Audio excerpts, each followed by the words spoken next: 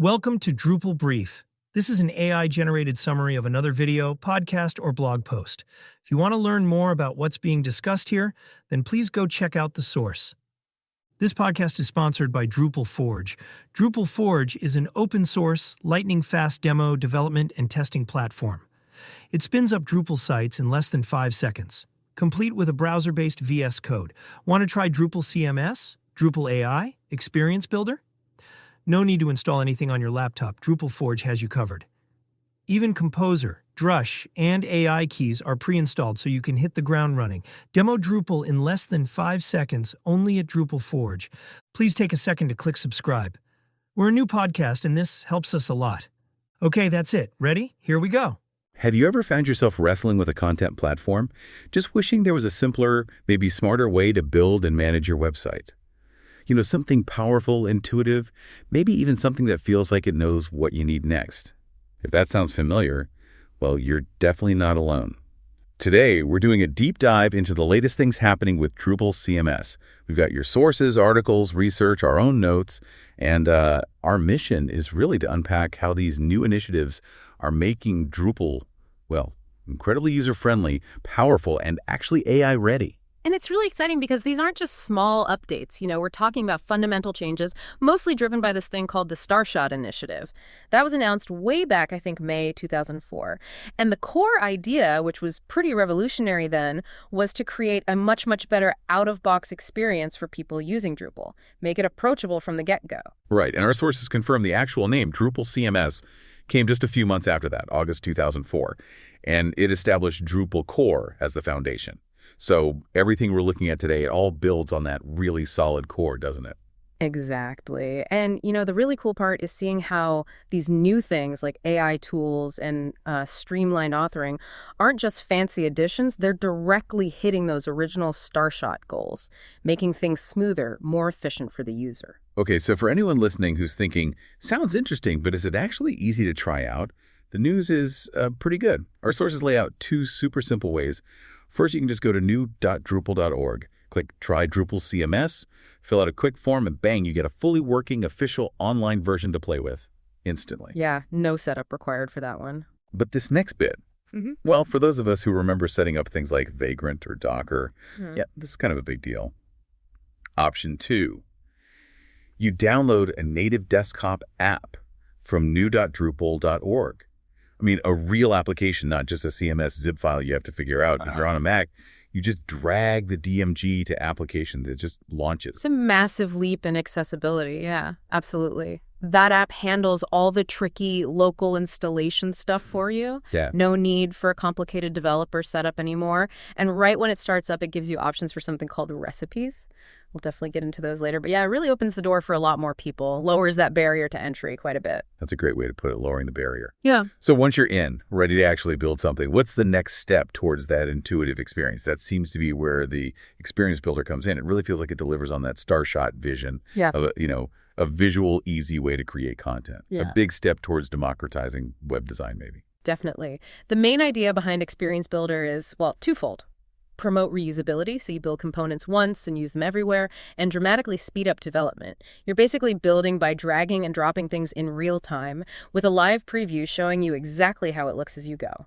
And the interface itself sounds really well thought out. Our sources describe 3 main parts. On the left, there's a layers panel, shows you the structure, the hierarchy of components on the page, clear overview. In the middle, that's your live preview area. You see changes instantly. WY's IY she, essentially. And then on the right, a settings drawer that smartly changes based on what you click, right? So image settings for an image, text settings for text, and so on. Exactly, context sensitive.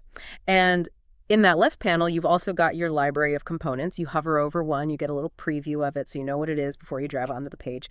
Makes finding things much faster. Okay, something that really jumped out from the sources was this idea of patterns. That sounds like a potential game changer, doesn't it? Like you build a complex section, maybe a hero banner with an image, text, a button, configure it all just right, and then you save that whole thing as a reusable pattern. Precisely. Think of it like a super-powered copy-paste for entire layout sections. The real insight there is how it lets non-technical users build really consistent, complex pages without needing a developer each time. Huge for brand consistency and speed. And that reuse connects to the tech side, right, with something called single directory components, or SDCs, introduced in Drupal 10.3+. That's the backbone, yes. SDCs are fascinating. What's really key here is that everything about a component, the code, the CSS styling, the configuration, it all lives together in one single folder. It makes managing components so much easier, updates are more predictable, and it really streamlines how teams work together. It's truly modular. And I mentioned two kinds of previews. There's the live editing one, but also an actual preview. Right. So the live preview is what you see while you're dragging and dropping. The actual preview lets you see the page exactly as it will look when published. And critically, in that actual preview, you can easily switch between seeing how it looks on mobile, tablet, or desktop, essential for responsive design checks. Makes sense. Now, getting this experience builder running on your own local setup currently takes a few extra steps, according to the sources, but they emphasize the easiest way to just try it out now is through a ready-made installation from Drupal Forge. Apparently, there's a QR code in the sources to get access. Yeah, Drupal Forge provides a pre-configured environment. It's basically designed to let you jump right in and get your hands dirty with the experience builder without fussing over setup. Okay, cool. So visual design is covered. But what about setting up bigger chunks of a site or adding complex features, maybe even to a site that's already running? That seems to be where recipes come in. A major new thing, launched just recently, January 2025. What's the story there? Indeed. Recipes are a big deal. Fundamentally, a recipe is designed to bring your Drupal system to a specific state when you apply it. And just like those experience builder components, recipes are also structured as single directory components. So everything needed for the recipe is nicely contained. How does this really change things compared to, say, older Drupal concepts like distributions or profiles? The sources really emphasize the difference there. That's a key point. Distributions and profiles, traditionally, you had to choose them at the very beginning when you first installed Drupal. You started with that prepackaged setup. Recipes, though, you can apply them at any time, even to a Drupal site that's been running for years. Not just a fresh Drupal CMS install, but any Drupal core site. Wow. Okay, so you could add like a whole e-commerce setup or a specific content feature set to an existing site just by applying a recipe. Exactly. That flexibility is huge. It makes evolving and adding major functionality much more modular and, frankly, less disruptive than the old ways. That sounds incredibly powerful. But there's always a but, isn't there? The sources were very clear. Once you apply a recipe, you cannot unapply it. That seems like a really important warning. It is, absolutely. And there's a solid technical reason. Recipes use something new called config actions. These actions don't just add new configurations, they can actively change your existing site settings, they modify things. Because they make potentially deep changes, you can't just reliably roll them back. So the advice is definitely take a database snapshot first, or try it on a local copy before applying it live. Always test. Got it. Safety first. So, digging into those config actions a bit. They build on Drupal's existing configuration management system. They do. Drupal core's config system is super robust. Config actions are defined within the recipe's YAML file, and they let you do things like grant specific permissions, change settings on content types, lots of granular stuff. There are about, I think, 43 universal config actions available right now. Gives you a lot of control. But here's something really novel. Recipes now let you bundle content right alongside the configuration in that single directory. Before, config and content were usually managed separately, often needing different tools or modules. Bundling them opens up new workflows. You could almost use recipes like a deployment tool for specific features and their initial content. That's a really interesting possibility for deployment. And where do recipes stand right now? Are they fully baked? They're still officially in flight or under active development. Phase 1 is done. That gave us the command line tool for applying recipes, plus an experimental UI. Phase 2 is underway now, likely focusing on refining that UI and maybe adding more features. Oh, and another neat thing, you can reapply a recipe later to pull in any updates its maintainer has released. Helps keep things current. Okay, let's shift gears. We can't really talk tech today without talking about AI, can we? And Drupal CMS is integrating AI modules right out of the box. This seems to tie back directly to that Starshot idea of improving user experience, right? Especially for content editors, reducing the day-to-day friction. Absolutely. The whole AI initiative, which got its big announcement at DrupalCon Atlanta 2025, is about accelerating innovation and getting these useful AI capabilities into the hands of users seamlessly, making their jobs easier. And getting started with AI, Sounds surprisingly simple. You just install an AI assistant recipe. Pretty much. You'll need an API key, of course, from a service like OpenAI, or you could potentially use a local large language model. But yeah, installing the recipe is the main step. Once it's enabled, you'll see a little chatbot icon pop up on your admin screens, usually down in the bottom right. And this isn't just a simple help bot, is it? Yeah. The sources mentioned some really powerful capabilities, like generating content structures. Oh, yeah. It's pretty smart. You can literally ask it to, say, create a wine content type with fields for description, rating, and region, and also create a taxonomy of popular wine regions and populate it.